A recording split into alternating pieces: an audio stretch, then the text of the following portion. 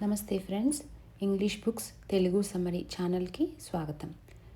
Last వీడియోలో మనం తెలుసుకున్నాము, మనకు ఏమి కావాలి అన్న కృతజ్ఞతాభావం నుంచి భగవంతుణ్ణి మనం అడగాలి అని, ఏ కోరిక అయినా. అయితే మనం భగవంతునికి ముందుగానే కృతజ్ఞత చెప్తున్నాము అంటే, ఏది అయితే మీరు అడుగుతున్నారో అది ఉద్యోగం కానీ, కార్ కానీ, లేకపోతే ఏదైనా హౌస్ కొనాలన్న ఉద్దేశం, ఎటువంటి కోరికైనా కానీ అది నిజంగా మీ జీవితంలో ఉన్నది అని యాక్సెప్ట్ చేస్తూ ముందుగానే అది మీకు ఇచ్చినందుకు ఆ భగవంతునికి ముందుగా కృతజ్ఞత చెప్పడం అన్నమాట. సో ఆ విధంగా అడిగితే మీ జీవితంలోకి మీరు ఏది కోరుకుంటున్నారో అది ఖచ్చితంగా వస్తుంది అని భగవంతుల వారు చెప్తున్నారు. భగవంతుని పాత్ర ఏమిటి మన జీవితాల్లో అన్న ప్రశ్నకు ఇప్పుడు సమాధానం చూద్దాం. దానికి భగవంతుల వారు ఇలా చెప్తున్నారు. భగవంతుడే నీ జీవితంలో అన్నీ చేస్తున్నాడు, అన్నీ ఆయన క్రియేట్ చేస్తున్నాడు అని నువ్వు అనుకుంటే అది తప్పు. భగవంతుడు నిన్ను మాత్రమే క్రియేట్ చేశాడు, మిగిలింది నీ జీవితంలో అంతా నువ్వే ఆయన నీకు ఇచ్చిన పవర్ ద్వారా క్రియేట్ చేసుకుంటున్నావు. ఆ పవర్ ఏమిటంటే నీ ఆలోచనలు. నీ ఆలోచనల ద్వారా నువ్వు నీ జీవితాన్ని క్రియేట్ చేసుకుంటున్నావు. మీరు ఏం చేస్తున్నారో నేను పట్టించుకోను. ఇది వినడానికి కష్టంగా ఉన్నా ఇది నిజం. భగవంతులు గారు ఇక్కడ ఒక ఉదాహరణ ఇస్తారు. అది ఏమిటంటే, మీ పిల్లల్ని ఆడుకోవడానికి పంపినప్పుడు వాళ్ళు జాగ్రత్తగా ఉన్నారా, జాగ్రత్తమైన ప్రదేశంలో ఉన్నారా అన్నది మాత్రం మీరు చూసుకుంటారు. వాళ్ళు ఎటువంటి ఆటలు ఆడుతున్నారు అన్నది మీరు అంతగా పట్టించుకోరు. వాళ్ళు సేఫ్గా ఉన్నారా అని మాత్రము మీరు చూసుకుంటారు.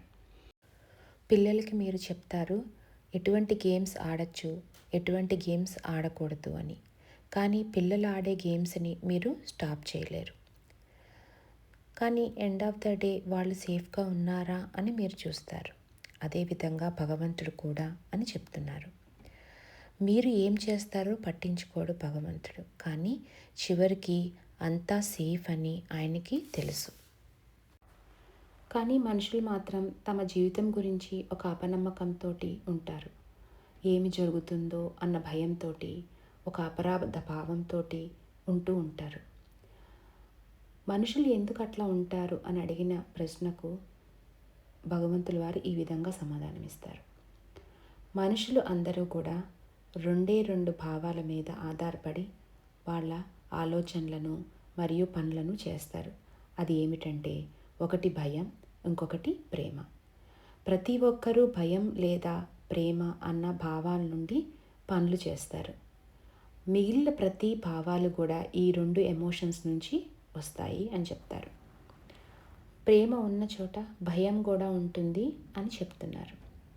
ఉదాహరణకు భగవంతుడు చెప్పిన విధంగా మనము ఇక్కడ ఆయన ప్రార్థన అంటారు, మనము పూజలు లేక వ్రతాలు అని కూడా అనుకుందాం. చేయకపోతే, తప్పుగా చేస్తే శిక్షిస్తాడా అన్న భయం కూడా మనకు మన పేరెంట్స్ నుంచి, మన పేరెంట్స్కు వాళ్ళ పేరెంట్స్ నుంచి ఒక నమ్మకంలా వచ్చింది. భక్తి లేదా ప్రేమతో పాటు భయం కూడా వచ్చాయి మనకు భగవంతుడు అంటే. భగవంతుడు అంటే మంచిగా చెప్పినట్లు చేస్తే కోరినది ఇచ్చి, సరిగ్గా చేయకపోతే శిక్షించేవాడు కాదు అని చెప్తున్నారు. కానీ ఇటువంటి నమ్మకం మనకి ఎందుకు వచ్చింది అంటే, మీరు భగవంతుణ్ణి ఆ విధంగా క్రియేట్ చేసుకున్నారు. ఒక ఫియర్ బేస్డ్ రియాలిటీ నుంచి భగవంతుణ్ణి చూస్తున్నారు అని చెప్తున్నారు. అంటే ఒక భయం నుంచి మనం భగవంతుణ్ణి చూస్తున్నాం అంట. అది తప్పు.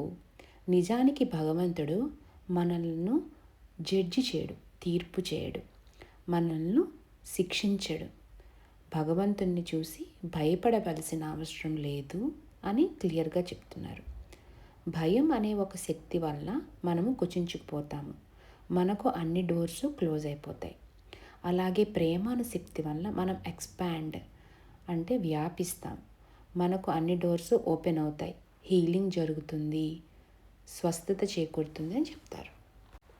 ఎప్పుడైతే మనుషులు తమ పనులను, ఆలోచనలను భయం నుంచి కాకుండా ప్రేమ నుంచి చేస్తారో అప్పుడు వాళ్ళు వాళ్ళ జీవితాన్ని ఫుల్ ఆఫ్ గ్లోరీ అంటారు. ఇక్కడ ఆదర్ గారు అంటే ఎంతో ఆనందంగా వాళ్ళ జీవితాన్ని అనుభూతి చెందుతారు అని చెప్తున్నారు. సో ఆ విధంగా జరగాలి అంటే మనము ప్రతి ఆలోచనని, ప్రతి పనిని భయం నుంచి కాకుండా ప్రేమతత్వంతో చేయాలి. ఇంకా ఇలా చెప్తున్నారు, ప్రతి మనిషి యొక్క జీవిత లక్ష్యం ఏమిటంటే పూర్తిగా తన జీవితాన్ని అనుభవించడం.